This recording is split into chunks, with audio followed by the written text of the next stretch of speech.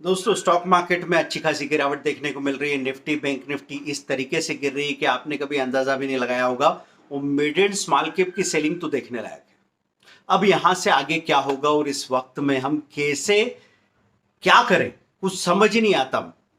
सही बात है दोस्तों, बहुत शॉकिंग होता है क्योंकि गिरावट के बारे में बातें करना वो एक अलग बात है। हम बोलते हैं चलो बाजार थोड़ा बहुत नीचे जाएगा तो देख लेंगे, क्या ही फर्क पड़ जाएगा। लेकिन जब बाजार गिरता है और आपको चोट लगती है तो वो दर्द बिल्कुल अलग होता है। वो दर्द हम सबको होता है।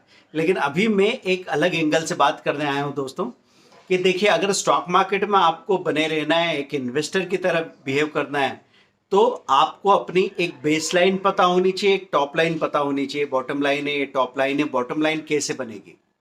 तो आप लोगों को सिर्फ ये जान लेने की जरूरत है कि मेरे पास अगले 1 साल या 4 साल का खर्च हो। अगर आप या तो अर्न करते होंगे तो आपका कोई मंथली इनकम रेवेन्यू आ रहा होगा, है ना, मंथली रेवेन्यू, मंथली इनकम आ रही होगी, या फिर आप एक इन्वेस्टर है, प्योर इन्वेस्टर ही है।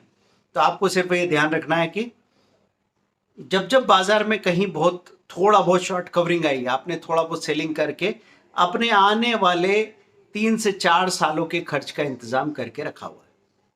हर 6 6 महीने में आपको मौका मिलेगा, चाहे बाजार में कितनी भी बड़ी कयामत आ रही हो दोस्तों। ये वाली बात तो दिमाग में आपको डाल ही लेनी है कि 6 महीने में चाहे जितनी बड़ी गिरावट आए, 6 महीने बाद वहां से शॉर्ट कवरिंग होती है, और कितनी बड़ी तेजी आए उसके बाद वहां से प्रॉफिट बुकिंग होती है। तो ये एक साइकिल है जो उस कयामत के दिन आपको दिखाई नहीं देता है, लेकिन काम ऐसे ही होता है। इसलिए मैं आपसे कहता हूँ 5 साल का, 10 साल का जाके चार्ट देखिए, वहां पे कब कब बॉटम बना है, उसके बाद में कब फिर से पिक बना है, फिर बॉटम, फिर पिक।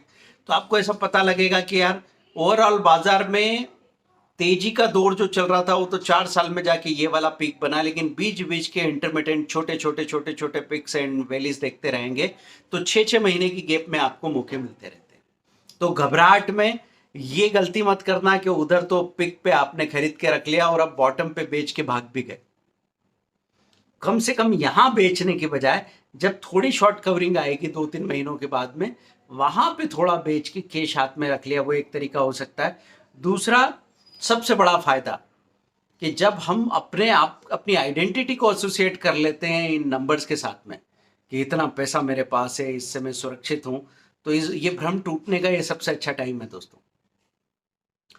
एक नकली चीज के लिए टेंशन लेते लेते आप कोई परमानेंट लॉस मत कर लेना, असली नुकसान मत कर लेना। तो आपको मैं कह रहा हूं कि स्ट्रेस इतना मत लीजिए, क्योंकि नंबर